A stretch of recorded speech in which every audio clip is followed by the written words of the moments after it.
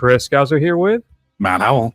On this episode of The First Round, Matt and I engage with our grief once again via the horror genre with the Philippou brothers Bring Her Back. Just how far, Matt, would you go to reunite with your loved ones? And does it include eating inanimate objects? There's also a startling rundown of the big releases on physical media featuring your streaming and straight-to-DVD picks of the week. Or as I like to call it now, the Viper video picks of the week. You think after a year I'd have that down. And then Matt and I are going to close out the show with a rundown of our five. No, it's not five. I even tripped myself up. We're going to try something different. And I don't know if this is going to blow up on my face like most things do. But the plan is to create like a March Madness-y bracket, pick 6, 8, I can't remember where I landed, films from each decade, beginning with the 50s, to find out what the ultimate best horror film of all time is and fight about it. Just because I felt cute. But I might delete it later. Anyway, let's hear a clip from Bring Her Back. Is this for Piper? Oh, no. My daughter's blind.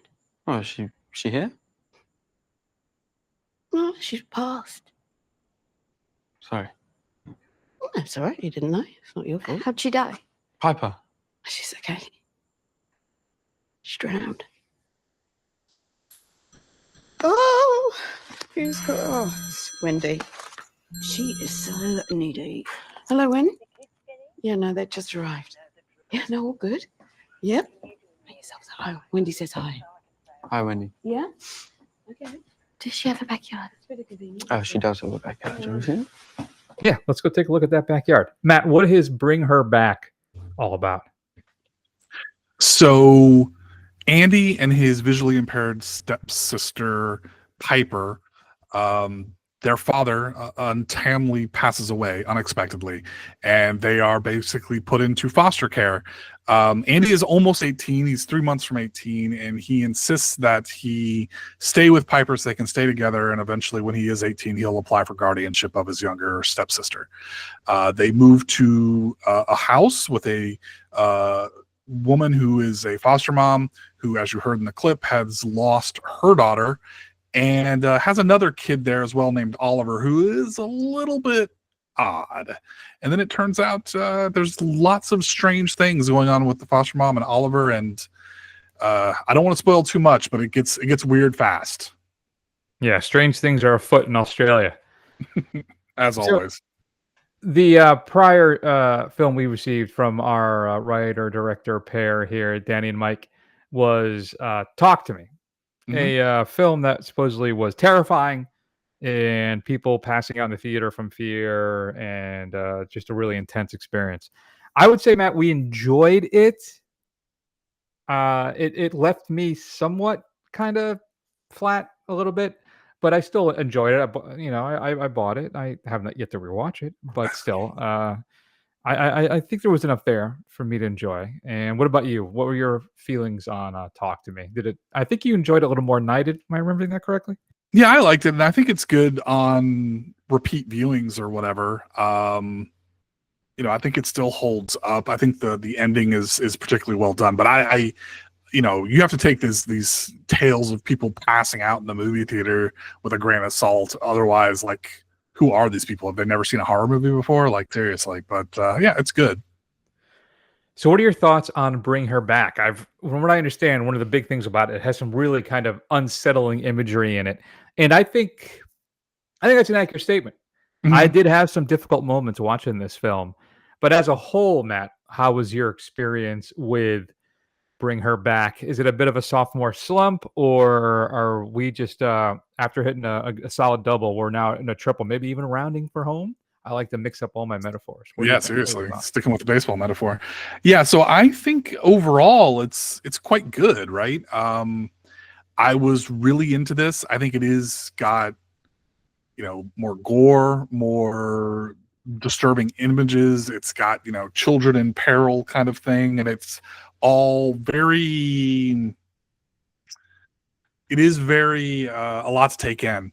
I think my one critique of it is that it kind of peters out at the end, right? It just kind of suddenly loses steam. I don't know if I agree with the kind of direction it went towards the end there, even though I get it. But I think overall, the kind of brutality of the supernatural, and just the, kind of blow after blow to these kids, right? And just these things that just keep happening to them, and how much more they can take. I think it's a really, it's a gut punch of a film for 3/4 of its running time. Is it too nihilistic for you, or like not enough? Um, When you say like in the ending kind of peters out, were you looking really just to have some grand guignol? I don't know if I'm saying that right. Kind of catastrophic ending where everybody basically dies in yeah, some bloody I demonic don't know if massacre. I was expecting it to end on a much more of a downbeat, right? And I was actually kind of dreading that it was going to be a downbeat, and I wasn't sure. It doesn't really end that way. There is, I guess, not a. It doesn't all go to hell, if you'll pardon the pun. But I think it just kind of, we get to that climax and then it wraps up really quickly. And then I think that's kind of what my issue was. It seems like they could have built out the kind of final confrontation with, Oliver and everybody else, as opposed to kind of the quick wrap up that I think we got. So for me, there are some truly unsettling moments in this film. One particularly a kitchen scene, which I will never look at my knife block the same way probably ever again. And there are quite a few times when I'm cringing in my seat, very uncomfortable, like, oh God, no, no, no, no, no, no, which is good. It's an experience I like to have in horror films. But one of the challenges I had with Talk to Me is the same one I have here, though not as severe. Is that it feels a bit flat at times for me. Short stretches, nothing extended. But I always feel like as a viewer, I'm never really fully brought into the proceedings. I have these really unsettling moments, which are very effectively done. But the film always feels to me like it's keeping me at arm's distance all the time. And there are moments, I guess, in this film where I appreciated that. I think it would have been even more difficult an experience if I had really been drawn in to this family dynamic, dealing with the fact that the younger sister is mostly blind, and the whole film is shrouded, if not almost drowning, wink, in grief as well, right? But I'm still kept at a distance the whole time. So I still think, though, it definitely has its moments. I think it's exceptionally effective at what it's trying to do. We have great moments of horror and violence. Some, unfortunately for me, maybe some subpar family drama interspersed throughout, but still an experience I think that's well worth viewing. I think Sally Hawkins is the anchor of this film, and I think she slyly kind of slips back and forth between kind of her personalities about this woman who appears perhaps to care for these two young kids, particularly one more so than the other, obviously for her own designations and needs. And she's at times, I think, equally sad, though even then there's a malice in that sadness. And she's still also at times terrifying. And for all of its, I already asked Matt this question, all of its kind of mostly baked nihilism, I still find myself oddly detached from the film. And I don't know if it's just a personal thing. We've actually had some loss in my family recently, and also the passing of my mom with Mother's Day. Was just a couple weeks ago. So kind of just running with that a little bit. But it's hmm, it's definitely worth watching for the scares that are effective and the violence and the gore, which is deeply unsettling. When there's one of the individuals has this need to consume things, and some of the things that they consume, it is deeply unsettling and very well done. So hats off to that for the gore effects. But if that's not something you're on board with in a horror film, and you like your stuff PG-13 with some good jump scares, maybe this ain't the film for you. But when it comes to a family possession movie just steeped in trauma and grief, I think it's mostly successful. And I think it is an improvement over Talk to Me. I think I did enjoy, air quotes, this more than that one. So I'm kind of eager to see what they come up with next. We'll have to see. I think these two guys, they were in talks to do an MCU film. Really? But things had kind of stalled out, so they shifted to this because they they wanted to make this film too, so they basically, I think, bailed on that from what I read. So I'm curious what they would have been working on if that had actually progressed. And or maybe it was Street Fighter. Maybe that's what it was. They were supposed to do Street Fighter. I thought they were in talks to do an MCU film too. Maybe I read that someplace else. But like an adaptation of not the Sonny Chiba one, but the video game Sure. Street Fighter. Yeah. So, yeah. Hawkins is great. How'd you feel about Sally in this? I think the whole thing lives and dies on her. Yeah, I think she's quite convincingly unhinged, and at the same time, towards the end, you manage to have some sympathy for the villain, right? So yeah, I think overall she's really good in it. What are you coming down on with Bring Her Back?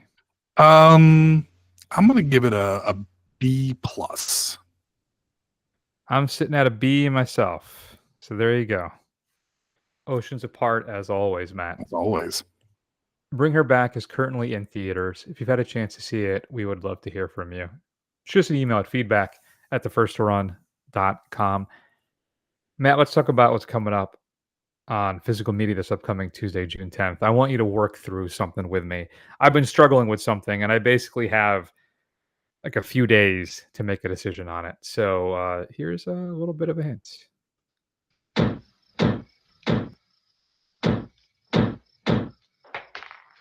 Drop it, Professor. I'm behind you. It's funny. I thought you'd turn up sooner or later. Sit down. The girl talked. But of course. I was suspicious at the Queen's Club, anyhow, when it turned out you were the only one who'd seen Strangway's new secretary. And then later at the lab, you made no reference to the fact that Strangway's samples were radioactive. Very clever, Mr. Bond. But you're up against more than you know. You shoot me and you'll end up like Strangways. And you killed him? He was killed, but never mind how. Who are you working for, Professor? Well, you might as well know, as you won't live to use the information. I'm working for... Mr. Smith & Wesson. And you've had your 6. Matt, the Sean Connery collection is being released in 4K. These are the Connery Bond films. You can get it as, well, I don't know if you can get it now.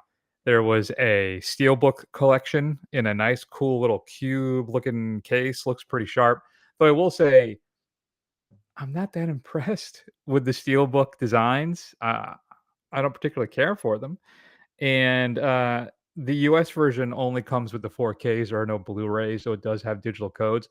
But I will say, my prior experience with the Bond films and digital codes is, for the first run, they tend to be, so there's some iTunes files, but on any of the older ones, there haven't been. And I've had to do Fandango at home or whatever the hell they're calling it now. So there's that steelbook collection. There's a traditional smaller version. And I pre-ordered the steelbook collection. And I don't know if I want it. I'm not a big steelbook fan. It's sold out everywhere, so you can't really get it at this point. But I don't know. There are special features included in this as well, so I think I might likely be able to pass on or trade in my Blu-rays. But I don't know, Matt. I'm thinking about canceling that pre-order, going on Groove, and then ordering the smaller version, and then also I can get 20% off. And then I'm also not having this big thing taking up space. What do you think? You know what? Save a few ducats. Do it. I mean, if you're on the fence, you might as well just go with the smaller one, right? Yeah, what's funny is I like the case that it's in, right? But I don't care for the steelbooks themselves. I'm not generally a steelbook fan either. So, but the collector in me wants kind of the high-end James Bondy stuff, being such a big Bond fan. So I gotta just figure out what I'm gonna do. It also includes what is it? It has unique art, and then I don't know. It's called the Steelbook Library Case. This includes all the Connery films, though not Never Say Never Again, because it's not technically official. And so it's Dr. No, From Russia with Love, Goldfinger, Thunderball, You Only Live Twice, and Diamonds Are Forever. If you get a chance, folks, look at the steel books for these. They're really lackluster. I think Goldfinger looks good. For Mushroom of Love is okay, but the rest of them I'd be like, no, I just don't care for it. And I'm disappointed too they don't include the Blu-rays. I don't know what that's about. They're doing it in the UK though. You buy the UK version, you can get the Blu-rays. Whatevs, Matt. Let's start our countdown. I really think I'm going to cancel it. Number 5. I'm going to go with The Friend. This is featuring Naomi Watts and Bill Murray. It follows a story of love, friendship, and grief and healing about a writer who adopts a Great Dane that belonged to a late friend and mentor. This was in the theater for a bit. Did not get a chance to see it. But yeah, The Friend is out. 4. Another thing, too, that I think I saw a trailer for, but I never saw it in the theater, which was Borderline. This is Samara Weaving and then Jack Nicholson's kid, where a bodyguard protects a pop superstar and her athlete boyfriend from a determined stalker in 1990s LA. I mean, I saw the trailer like 2 or 3 times in the theater, but I don't know if it was ever actually released. And another thing that was just out a month ago. Get 3 coffins ready. The Drop is coming out as well. And this is the one where the woman's on a date and she gets the drop message that says basically, I want you to kill your date or I'm going to kill your family. It includes a feature commentary with the director, Christopher Landon, and a few making of featurettes. And then what about number 2? I have 2 words. Perfect love and perfect trust. The indie reimagining of the classic comedy, The Wedding Banquet, is being released. Wei Tung, a gay Taiwanese American, agrees to marry Wei Wei for a green card. When their parents visit for the wedding, Wei Tung's homosexuality is revealed, leading to eventual acceptance. It's supposed to be pretty darn funny, so you may want to check that one out. And then there can be only one. David Ayer and Jason Statham team up again after doing The Beekeeper. They are back now with A Working Man. We always love our Statham films there, and I think there actually is a moment in the movie where he says, "You're just a working man," or "I'm just a working man," something to that effect. So, but it's Statham, so I would definitely probably check it out, Matt, at some point. Also, stuff getting released in 4K. Arrow is putting out Swordfish. That is the Hugh Jackman, John Travolta hacker thriller that came out a while back. I was pulling clips for that because initially that's what I was going to be in the physical media clip. And then as I was watching these clips, I'm like, oh, this movie is not good. Yeah, the most famous thing about that film is Halle Berry going topless. Wasn't it called Operation Swordfish at one point too? I thought when it first I came don't know out? that much about the lore of Swordfish. I can't tell you. Includes an audio commentary by the director Dominic Sena. 2 alternate endings. I mean, Arrow, they do a good job. They stack this thing with special features. Also being released, Criterion is putting out The Wiz in Blu-ray and 4K. This is the modern update featuring Diana Ross as Dorothy, Michael Jackson as a Scarecrow. Get a brand new 4K restoration on that one and a new audio commentary as well as archival interviews. Scream Factory is also putting out Lord of Illusions. I think a Blu-ray that's been out of print for them for quite a while is coming out now in 4K and includes a 4K scan of the original camera negative of Clive Barker's director's cut, a new interview with the composer Simon Boswell, and then all the archival features, including the deleted scenes. I have this on Blu-ray. I love the idea of a supernatural kind of private detective. I think it's one of the reasons why I like Hellblazer so much as well, right? Not quite the same thing, but in a similar vein. I remember enjoying Lord of Illusions as a film, though not finding it particularly good, but still kind of liking it. And then a couple steelbooks being released. Air America, Return of the Living Dead, and The Dead Zone, all getting 4K steelbooks. Your Viper video pick of the week, Matt. I'm going to go with The Pickleball Exorcist. Chaos grips a small town when a satanically possessed pickleballer goes on a murderous rampage. An exorcist who moonlights as a police officer is called into action to end this reign of terror. Meanwhile, nothing can stop the deranged pickleballer as he takes his orders from a racket that might be the embodiment of Satan. Calling on everything from the natural to the supernatural, the exorcist soon realizes, Matt, he's going to have to literally steel himself against the murderous pickleballer in a battle for the fate of humanity. And that is just vintage straight to DVD/Viper video right there, that pick. The Pickleball Exorcist. Matt, which would be streaming this week?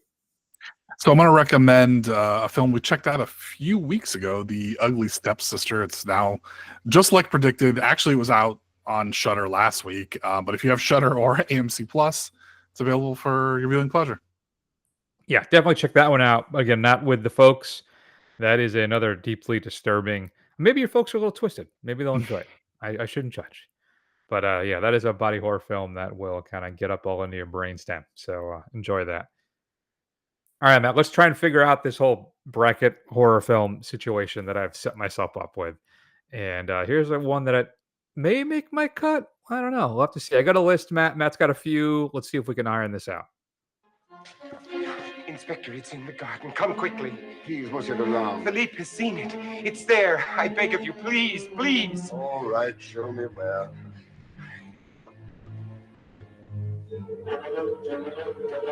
Here, Uncle Francois.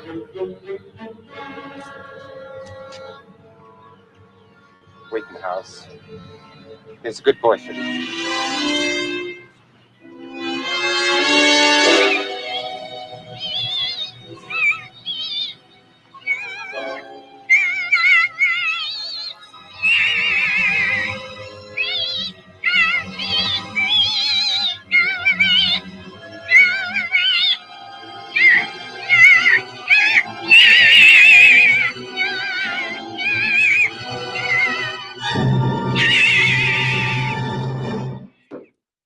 Wow. So have you ever seen the original Fly, Matt? That it's really creepy, particularly at the end when the guy's, swimming up there and the spiders coming to eat him, and it's just it is creepy as hell. So the Fly, Matt, is on my list. Honorable mention, I think. So you have 4. I have a bunch. So we'll see. We're gonna start. What are we gonna try and do? I guess we'll do 1, 2, 3, 4, 5, 6. We'll do 8. All right. Okay. So give me yours, and then we'll figure out how to slot these in. What do you got? All right. So in no particular order, I have Invasion of the Body Snatchers, the original version that is kind of a allegory, but not really, for McCarthyism, right? In the Red Scare. I have the original Godzilla, with basically, fear of nuclear mutants from Japan. Night of the Hunter, I think one of the proto kind of serial killer, hesitate to say slasher, but I guess a proto slasher. And then the super creepy French entry, Diabolique. All right, good. You and I are pretty much simpatico on most of those. I had all of those on my list as well. I would also include the Horror of Dracula. Okay. I don't know if you have any concerns with that. The Hammer film. I think that's the first one they did. Okay. With Christopher Lee and Peter Cushing. And then we have what are your thoughts on the Blob? That work for you? Yeah. It's just the problem is I love the 80s one so much more. That's kind of but yeah, I think I guess it's a contender. What else you got? House of Wax. Mm-hmm. Vincent Price. Right. The Thing from Another World, the original version. Mm-hmm. I mean, so let me ask you this. Do you feel very strongly about any of these? Like, which ones do you feel like have to be on a list? So I think House of Wax and The Thing from Another World should be on here. Okay. I think they're both really good. I've always loved House of Wax too. I don't know why. I have this weird affection for it. I think it's great. So the other ones I had was Them. That's the big ant one. Sure. The 1959 version of The Mummy, which Christopher Lee plays the Mummy. House on Haunted Hill, The Bad Seed, and The Fly were the other ones I had on my list. Okay. I'd like to lock in House of Wax and Thing from Another World. That leaves us one open spot if you're on board with the Horror of Dracula. Okay. Yep. That's fine with me. So that would be then The Blob, Them, The Mummy from 1959, which House on Haunted Hill, The Bad Seed, or The Fly. I wouldn't narrow it down. Oh, hold on. Okay. Sorry. I forgot one. And I may have to insist on it, and we have to cut something else. I'm not sure. Fiend Without a Face. If you're familiar with Fiend Without a Face? No, I've never seen it. Oh, it's an English horror film where scientists are experimenting with some kind of nuclear thing, and they grow. You'll know the image when you see it. It's the brain with the spinal cord and the little antenna that goes around is invisible. Then it'll show up and kills people. Sure. I know which one. The Fiend Without a Face. All right, we can throw that on there. That works for me. Well, that leaves out then The Blob or House on Haunted Hill Yeah. or Bad Seed or The Fly. Yeah, I mean, I was gonna either suggest either Blob, Bad Seed, or House on Haunted Hill. I mean, all of those are iconic to different things. I mean, I think The Blob is kind of a classic, kind of hokey monster movie, right? Sci-fi monster movie. But I mean, if you really are really feel strongly about your Fiend Without a Face, we can put that in there. That's fine with me. I think I gotta go. The Blob's a better film. I just love the effects of The Fiend Without a Face and how Okay. clever it is. But I already know what film's coming out of this bracket for me. Sure. Well, Okay. maybe not. Okay. But yeah, I think that's good. So we'll go with Invasion of the Body Snatchers. And now we got to do our brackets, right? Who against Right. what? Yeah, what's against So, what? All right, hold on. You know what I'm going to do? I'm going to share my screen with you because that would make sense to do, wouldn't Sure. it? Okay. Let's go with, I don't know why I can't do this. Dum, dum, dum, dum. I should be able to select an application. There, got it. Okay, here we go. You'll be able to see this, and anybody who's actually watching this will be able to see it too. All right, so we got Invasion of the Body Snatchers, Godzilla, Night of the Hunter, Diabolique, Horror of Dracula, The Blob, House of Wax, Thing from Another World. So you want to kind of do like Invasion and Thing from Another World because they're both aliens? Yeah, Or I do you think want to that's like separate us. No, I think we should put like against like because we're gonna get Okay. quickly down to ones that are not like each other, right? Yeah. I would put The Blob with Godzilla because it's both monster movies, Okay. and then Dracula with House of Wax. They feel spiritually right together. And then Night of the Hunter and Diabolique. Yeah. All right, I like that. I think Okay. that works. Wow, Okay. this went faster and easier than I thought it would. Look at that. Well, what can I say? We're simpatico. We're on the same wavelength, buddy. Sweet. Mm. So next week we'll do the 60s, and then we'll do the 70s, 80s, 90s, aughts, 2010s. Yeah. And then I guess we can do 2020, even though we're only 5 years, not even 5 years in. Yeah, but I think we talked about it. I think we have to have at least 8 decades worth, so we have an even number. Otherwise, we're gonna have to give like somebody a pass, like Right. a decade a pass. Right. So there you go. Mhm. What would you choose, folks? We'd love to hear from you. Feedback at thefirstrun.com. Matt, just for the hell of it, because we're only like 20 minutes in. I know. Give me your, so you don't have a list in a particular order, but what would your order be? I think my order of the ones that I listed would be or does that blow up the brackets if we talk about well, that's true. That's true. It could blow up the bracket. See, and what I thought we were gonna do is I thought we would discuss, like now we would talk about which one is out, and then we'd have 150 standing. And that you would want be to the just one. do it now? Yeah, and we could just do it each week. Like we could work out, and then we could do like an overall battle against all of them. Okay. So are you mentally prepared to do that? I think so. I think I Okay. can handle it. Okay, good. All right, so start us off. The Blob or Godzilla? I think for me, I got to go with Godzilla. I think overall, it's a much more serious film. It's a much more scary film, and I love Godzilla. Yeah, I think that is the correct answer. The Blob is a little cheesier, but also just the message of it. I think that Godzilla is a much more important film as well. And even though the 80s remake is great, there's just a sheer body of work we've gotten from Godzilla. Sure. It is fantastic for the most part. Right. But I think if I had to choose one or the other, I think Godzilla is the way to go. What about Night of the Hunter and Diabolique? For myself, I feel like the one my gut is when I was going to run away with it is Night of the Hunter. It's one of my favorite films, and it's like watching a nightmare. It's so beautifully shot, Charles Lawton's film, and it just sticks with you. The Robert Mitchum's performance in that too is just incredibly devious. So yeah, Night of the Hunter I think is the clear. The Diabolique is great. I just think and creepy as all hell, but I think Night of the Hunter is just a superior film and maybe the best film of the decade for me. Yeah, I would have to agree. I really like Diabolique. It's especially the ending, man. It's very, very creepy. But I think Night of the Hunter is kind of like the text for a lot of stuff that came after it. So then, the horror of Dracula or House of Wax. I think for me, I think I want to throw in. I feel like you have to have like a Hammer horror kind of thing, so I would go horror Dracula personally. I mean, House of Wax has definitely got that cheesiness to it, but yeah, I think horror of Dracula. Yeah, I think the moment when the guy realizes what's happening, what's in that wax museum, it's fantastic. But I agree with you. Horror of Dracula blew up started a whole. I don't know if it started, but it was one of the shining moments of that entire studio.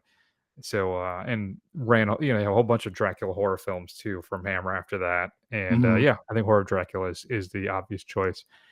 And then Invasion of the Body Snatchers or Thing from Another World. I think that's an easy choice. I think it's Invasion of the Body Snatchers, just because it's creepy, it's tense, it's very paranoid. Whereas Thing from Another World wishes it could be as paranoid, and of course, it's always a little funny to have a walking carrot that you're afraid of. See, I think both of them are very effective at dealing with the paranoia, right? And it's Mhm. just as timely in the moment as Invasion of the Body. Some very similar themes. Who can you trust, right? Mhm. I think it's very good, but I think you're right. It's a little cheesier. I watched it last year, and I also the patriarchal manner of it, the way they talk down to like the women, the female scientists, it's hilarious. But I think you're right. Invasion of the Body Snatchers, I think, is a much more prescient film. Well, no, they both were, but it's just a better all around film and a much more exhilarating experience, I think. Mhm. So then, if we work our way, let's go back up. So then, it's Invasion of the Body Snatchers versus Horror of Dracula. So this is tough. This is a lot harder, right? I think my gut says I think I would still, if I was choosing the two to watch for myself, I would go Invasion of the Body Snatchers. But at the same time, again, you can't overstate how important the Hammer horror films were, right? So I feel like it's almost like you have to go with that one, just because it's kind of like the first entry in that kind of series, right? Yeah. What do you think? Yeah, when it comes to preference, which one I'm going to watch more, it's going to be horror because you have Peter Cushing and Christopher Lee as well, Mhm. right? Mhm. And those performances are iconic. So I'm going Horror of Dracula for that. Yeah. Okay. So all right, we got that one down, and then we have Godzilla versus Night of the Hunter. Yeah. Again, I think it's got to be Night of the Hunter, which kills me to say, but yeah, I think it's got to be Night of the Hunter. I did my pasting wrong. Yeah, I mean, when it comes to just themes and the message of the film and everything, I just, Godzilla is probably a more important film generally, particularly made in Japan post World War II. Just an allegory for the country's, dealing with the dropping of the atomic bombs. I mean, it's just such an important film. But Night of the Hunter, again, it's one of my favorite movies. So it's going to be the winner out of that one. So then, Matt, what do we have then? It's Horror of Dracula or Night of the Hunter. So I'll be honest with you, when I started, even before I started looking at 50's horror movies, Night of the Hunter basically came immediately to mind, and I said to myself, "This is going to be hard to beat." Like, I don't know, I can't think of what would be even one that would go up against it, and I think it's got to be Night of the Hunter. I think it's the most serious, it's the most still genuinely scary and tense, and I think it's the most timeless out of all of these. Yeah. I think I've said twice or three times already. It's one of my favorite films. So Night of the Hunter will be the winner for us out of our 50s bracket. The Fly, Bad Seed, House on Haunted Hill, them, none of them, Fiend Without a Face, none of them will top Night of the Hunter. So I think for our 50s bracket, Night of the Hunter is your winner, folks. So there you go. And I will say this: I think the sample, right, of films I'd really go to bat with for the 50s is smaller. I think things are going to start getting a lot more contentious as we move through the decades on what we on who and what moves forward. Yeah, the 70s and 80s are going to be, yeah, and probably the aughts too. I'm not a bigger fan of the 90s when it comes to horror, but we'll But the see when we get 60s there. too. 60s too has some of my all-time favorites in it, so we'll see. That's true. That's true. So, how would you fill out the bracket, folks? We'd love to hear from you.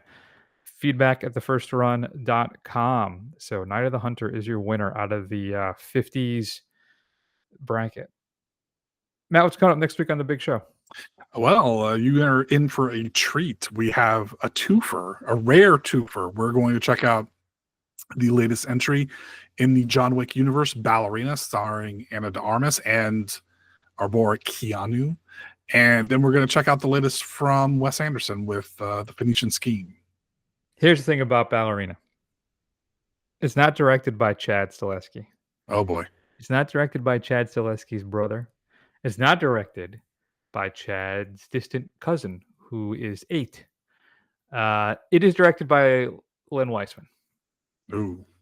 And I'm not confident. I am not confident. So I'm hoping I'm wrong. But we'll see how that shakes out. In the meantime, you can check us out at thefirstrun.com, Matt. You know what? I updated the report card. Ooh, fantastic.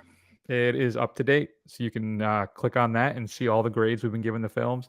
There's the archive as well. All the shows are available there. If you want to go back in time, you want to look for a particular film, put it in like, oh, what did Chris and Matt think of? As I look around my room, something. I don't know. Choose a movie. Sucker What did they Punch. think of- Sucker Punch. They talk about it all the time. Let's hear Yeah. this classic episode of The First Run. Antichrist. There's another great one. Yeah. So yeah, you can listen to that there. There's a player as well. Just hit play and it'll start playing episodes for you and more. We're also on YouTube and Instagram, Facebook, sort of. And then Blue Sky as well. Do a search for The First Run. Scroll. Eventually you'll find us. And then head on over to Apple Podcasts. Give us a review. It'll help other people find the show. Even if I'll take a critical review. I'm open. I'd love to hear from you. And I guess that will be that. So, Matt, why don't we go ahead and take an extended break? We love you all very much. Take care of yourselves. And we'll see you all soon.